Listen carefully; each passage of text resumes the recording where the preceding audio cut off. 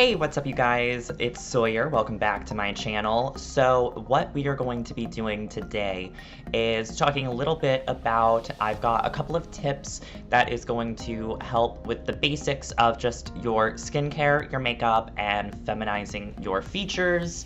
And it's also going to just be really like a heavy introductory thing. I saw quite a few comments saying that I should start at the basics, and I really want to cover all of them. So if you have already been doing your makeup for quite some time, you might not learn anything from this video, but I am definitely making this for everyone that might not have all of the expertise that we do or that you might. So yeah, anyway, I'm gonna go ahead and jump into step number one. Actually, before I do that, I am going to say that this is going to be the beginning of a series that I have that's just going to be the basics of beauty and how to feminize your face. So yeah, let's go ahead and jump into step number one. So for step number one, I have self-care. And I know this is going to be like the most basic of all time. Everyone said it 1,000 times, but I promise I'm not going to harp on this, saying that if you take care of your skin, you're never going to need to wear makeup. Because I mean, that's just not true. A lot of us wear makeup for a ton of different reasons. It could be a security blanket, it could be a creative outlet, just something that you do depending on the occasion. I just think that's stupid when people say that sort of stuff. I've been wearing makeup since I was 14, and it's some days it is a security blanket, and on other days it's just something that I want to try out, so anyway, that's going to be my number one, is self-care. Because think about the women that we admire most, whether it be like an Instagram celebrity, a famous YouTuber, a movie star, or a Kardashian. They all look incredibly different and they have different features to them.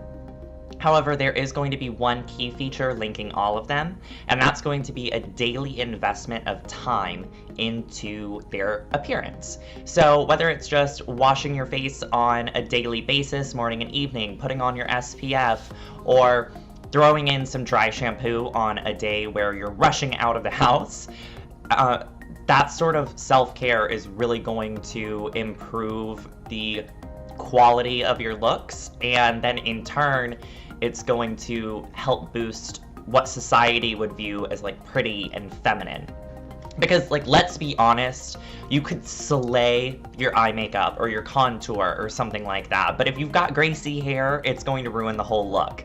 And honestly, self-care is just going to be one of those things that really boosts your confidence, and that's something that literally no makeup artist can recreate. And that is such a beautiful glow, is being confident in yourself. So definitely focus on self-care. That's my number one tip. All right, number two is going to be recreate, don't replicate. So that is going to be for any look chart, any makeup tutorial, anything that you see, even like on the back of your palettes when they say like, this is how you should do it. That is a great guideline, but really think about the fact that everybody is different, from their skin tone, their texture, all the way down to their bare bones. So the way that Kim Kardashian is doing her contour is not going to be the way that you should do your contour. Unless you happen to look exactly like Kim Kardashian, which in this case, I don't even know why you're bothering watching this video. I can't help you. You don't need help. But yeah, so everyone knows that makeup is classically going to be intended to put a spotlight on like our best features, or features that we really enjoy about ourselves, while drawing the eye away from features that we don't like, or something that's going to be a little bit more imperfect, something that is typically more on the masculine side. So if you think about that, a look that's going to be tailored for your face is going to be very important. You could watch an entire, you could follow step by step an entire Nikki Tutorials video, and you could follow every single step to the T, but it might not look as good on you as it does her, and that's not because you have poor application or you don't know what you're doing. It's that you're putting it on for her face. She's doing it for her cheekbones, she's doing it for her lips, she's doing it for her coloring, and so you really need to recreate that look. When someone has a specific look that you're going for, yes, they're widening their eyes, but maybe you already have like Audrey Hepburn's super doe eyes. You're not going to need to put white up under on your waterline. Otherwise, you're just going to look really, really drastic. So definitely recreate, don't replicate. Look at what people are doing and admire it and see how you can better your face to look that way, if that's what you're trying to go for, if you're looking to go for a mimic. Otherwise, if it's just a color scheme, girl, go all for it. Go all out. But yeah, definitely recreate, don't replicate. And don't replicate anything that I say either. All of these rules are just going to be suggestions. This is just things that I follow on a day-to-day basis, and these are things that I've told my clients in the past. All right, so my number 3 tip is going to be slow and steady wins the race, and I cannot stress that enough. Whether you are doing a smoky eye, you are building up your foundation, you're color correcting, anything that you do, you need to build that color up slowly. Let's say you're the type of person that does their right eye and then they do their left eye. You could do this eye all smoked out. You know exactly how much eyeshadow you really are going to need. However, you should still build it up just like you did on the other eye. And the reason for that is with an abundance of pigment, there's going to be fallout. There's going to be a different sort of blendability. Like there's a lot of things that could go into it. And also, like, especially if you're doing color correcting, sorry, my phone just went off. Especially if you're doing, like, color correcting or something like that, you definitely want to build up, because any sort of cream is going to get very, very clumpy when you just kind of slather it on there. It doesn't really dry down as well, and yeah. Slow and steady wins the race, especially when you're building color, you're building product, and you're also going to be building how comfortable you are with a product, or just with makeup in general. So just go slow, don't expect it to be an overnight miracle, and work on it, slowly do it. Like, I'm not going to get ready in 10 minutes. I mean, I can get ready in 10 minutes, so I'm not going to look that good. If I'm doing someone's makeup, I've done someone's makeup a million times before. However, I still need to take the time that I always do to look at the face, to make sure, to really follow. You don't want to cut corners, otherwise it's really going to, it could look sloppy, you know? And if it turns out sloppy because you were cutting corners, you're going to feel bad about yourself, and I can promise you anyone is going to have their makeup not turn out that well when you are rushing it. You can go super fast if you're comfortable going fast, but if you're rushing it or you're not really taking your time, it's not going to turn out well. So yeah, slow and steady wins the race. That's my step number 3. And that kind of ties into step or rule number 4. That one is actually just going to be practice does make perfect. So if you're working on a smoky eye or you're working on like a cat eye, you definitely want to figure it out. You definitely want to set some time aside if you're really trying to perfect it, and just do it on a daily basis. If you're kind of like ambidextrous and you're okay with doing your left eye just as well as you're doing with your right eye, just do one of the eyes. You know, just really practice and see how your products are going to blend together, how you do when you're blending. See where you like to hold the brush, whether it's toward the front or toward the back. Even though there's going to be very specific suggestions and rules and everyone says you should hold it towards the back, you might find that everything works better for you when you hold the brush closer into the head. So really just practice everything. Try out everything that it might not have even been suggested to you and figure out what you like. Practice how you want your angle of your cat eye to be. Figure out how far you want your eyeshadow to go in on your face, because that's all just done with practice. You need to figure out those sorts of little things. Then you can really start judging, like, okay, do I like this? Am I good at this? Do I like the way that this is turning out? Do I need to practice on this more? Because it doesn't matter if you have a really, really sharp, clean cat eye.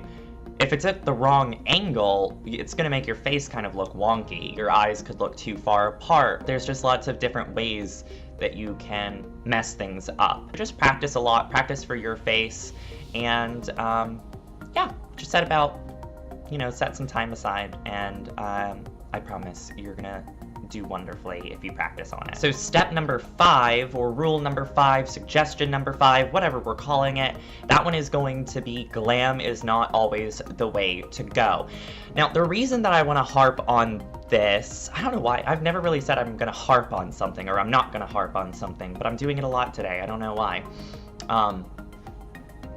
I'm not even sure if I'm using it in the right sentence. But anyway, this one is very important to me, specifically for not being a natural-born woman. For being male to female, I definitely feel like there's features of myself that I need to hide.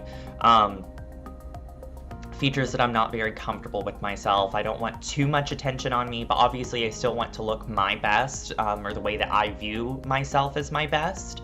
And so I think it's very important to remember that glam isn't always the way to go. If you have really, really harsh Instagram eyebrows or really thick cream contour that is going to look beautiful on camera, beautiful on video with the right lighting, you know, that's one of those things, that's one of those tricks, is like the lighting and the placement and the like composition of it all really plays into what it's going to look like. Now when you're moving in person and you can't control the lights and the shadows and the shading and the color correction of making sure that you're getting the whitest whites that you can, you know, it's not always best to do that. It's best to really maximize what you want to pay attention to. And I've noticed that a lot of trans women specifically do this because they follow a lot more of a drag queen tutorial, which is absolutely fine if that's what you're going for,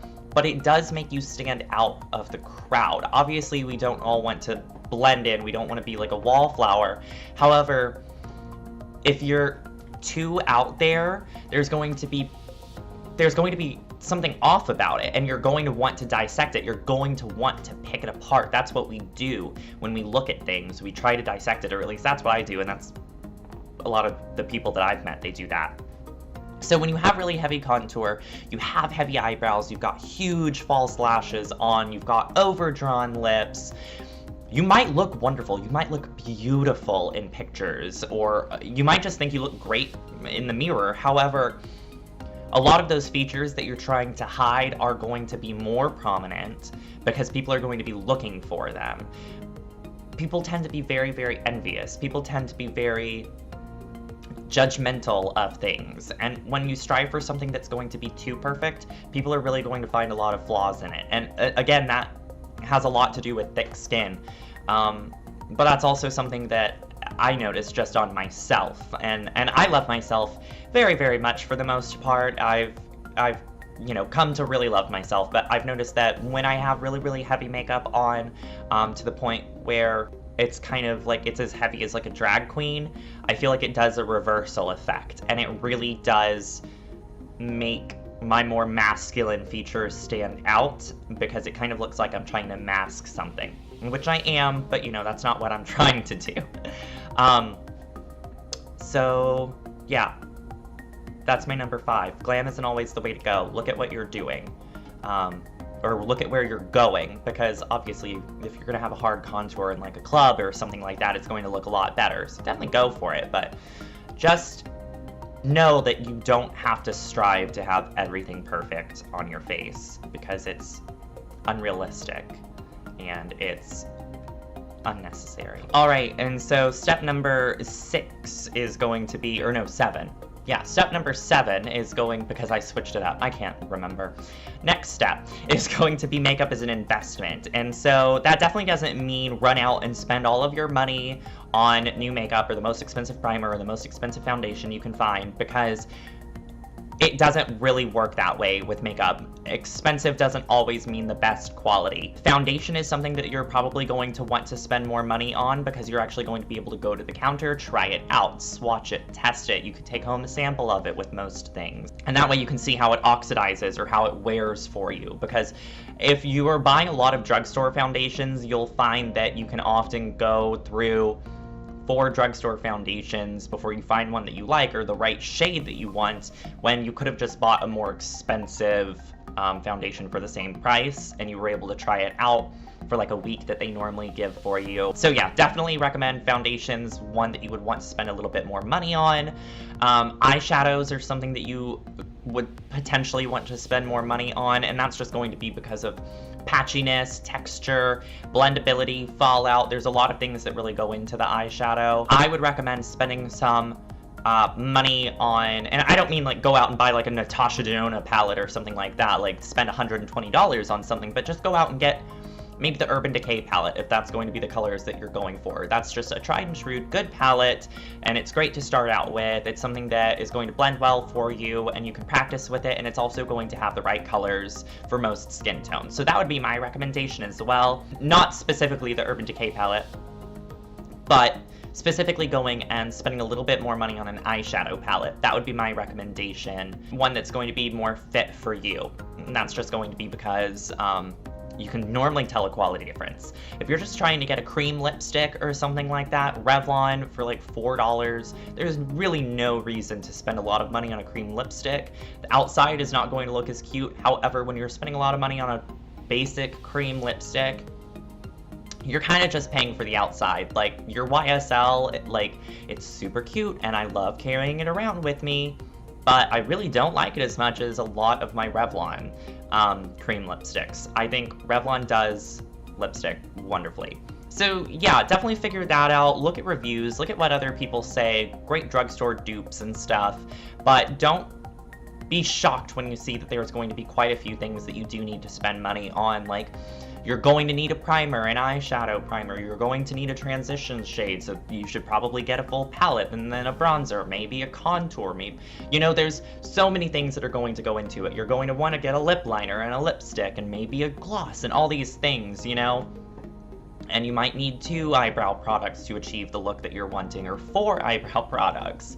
So really just know that it's going to be an investment, know that you're most likely not going to be able to afford all of it immediately, and if you are, then more props to you. Send some of that blessing my way. All right, and so then that's going to tie into our next tip, which is going to be tools of the trade. That one is going to just be invest in your brushes, invest in what you're doing or what you're using to apply that makeup, and take good care of it because it will take care of you. Spend money on a good blush brush and take care of it correctly. Don't put alcohol in it. Clean it with the appropriate cleanser, whether it's going to be natural or a natural or a synthetic bristle. Know what you're getting into with brushes.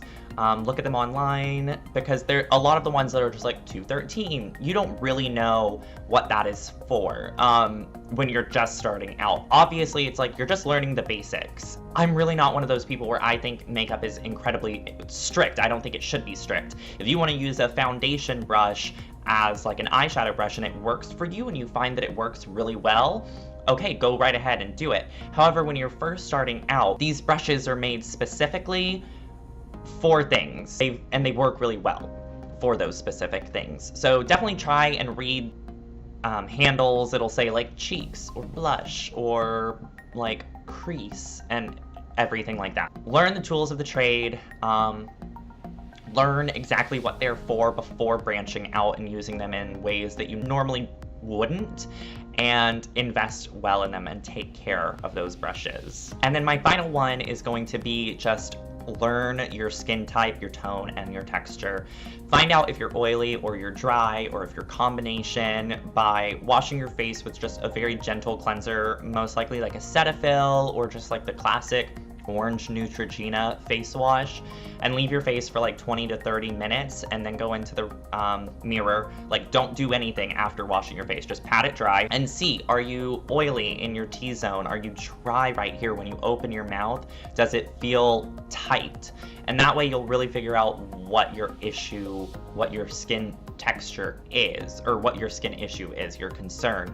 And that way you know whether you want to buy a more dewy foundation or a mattifying foundation or something for oily skin. There's all these different things that really go into it, but that's going to be the very baseline of it, is just figuring out your skin type, and that way you can move towards the right products. And now another tip is, this isn't actually a tip, this is just like a random little side note that I have. If you do have really oily skin, don't avoid products that are going to be moisturizing. Don't only use products that are going to be stripping your skin of the oil, or like every single product of makeup that you're putting on is going to be overly mattifying, because that is actually going to dehydrate your skin, and it's going to, no matter how oily your skin is, it's going to dehydrate it, and it's going to increase the sebum that it creates. So it's going to make your skin more oily in turn, and then when you're doing your skincare, you're going to be using more benzoyl peroxide or salicylic acid and stuff like that, and then drying it out, and then it just becomes this really vicious cycle, and your makeup's not going to turn out well when you have angry skin. So definitely figure out your skin type for your skincare as well. Figure out your tone, whether you're going to be cool tone, warm tone, neutral, olive. Figure that out. So, I mean, I'm not very strict on the whole, like, the old idea of, like, summer or winter tones or something like that, you know? How a lot of people say, like, if you're this color, you have to wear this. But you'll definitely figure out what's going to be the most flattering. And you'll definitely be able to figure out your foundation very well. Now, if you have more pink in your skin, but the rest, or like on your face, but the rest of your body is not going to be very pink, you don't have to put on a pink foundation, because your face is going to be that color. You really want to match the rest of your body, your neck, your hands, those sorts of things. And then remember that you're also going to be putting other products on as well. So you don't need a foundation to be 100% exact unless you're going for an all-natural look. If you're the type of person that's going to have contour and bronzer and stuff like that on, it's really going to alter the way that your foundation looks. So definitely figure out your base line of color and then move on from there. Don't make it too strict though. Don't worry too much about what colors you can and can't wear. I probably shouldn't be wearing pink eyeshadow today. I'm sure a lot of people would say, because I'm already kind of cool tone, but I really like it, so I'm doing it anyway. You know, so it's just like those sorts of things. And then also definitely figure out your texture. That's going to be important as well. Figure out your texture so that you know whether you need a more moisturizing primer or silicone-based primer if you have enlarged pores. So figure all that sort of stuff out, just like your baseline of figuring out between, like, do you need things for oily, dry skin, pores, texture, all those sorts of things. Because if you're trying on a really mattifying, drying primer and you've got drier skin, your makeup's going to turn out bad and you're going to think really horribly about your application process. When it's not actually you, it is going to be the product itself. Alright, so that concludes my video for tips. Again, this is going to be the most basic of basics tips that I had, but I definitely wanted to not leave anyone out. If you didn't learn anything from this video because it was not advanced enough for you, you're probably not even watching any longer. You probably moved on to a different video or a different channel. So if you are still watching, I hope that you did learn something. There's definitely going to be more advanced techniques coming up. I definitely just didn't want to leave anyone out. If they had never touched makeup before and they're just now getting into it, or they've been intimidated, I just wanted to give sort of ideas, just the sort of tips that I would have wanted to know when I started out. So yes, definitely keep an eye out for my future videos. There's going to be more complex tips and tricks. I definitely want to start a little lower and then move all the way up for everyone. So if you have any ideas of what you would like to see, or if what you think would be like a good idea for my upcoming videos, leave a comment down below. If you have anything else, leave a comment down below letting me know whether you couldn't hear me very well or something like that. Just let me know. I'm definitely still starting this whole thing. I have recorded this exact video like 4 times without audio because I suck at this. I do lipstick for a living. This is not my thing. So yes, definitely leave a like if you liked it, subscribe, share this, and yeah, I hope that you have a wonderful rest of your day, and I will talk to you soon. Bye! Don't speak, don't speak, don't speak, don't speak, don't speak, don't speak, don't speak German. Don't speak, don't speak, don't speak, don't speak, don't speak, don't speak German. Don't speak, don't speak, don't speak.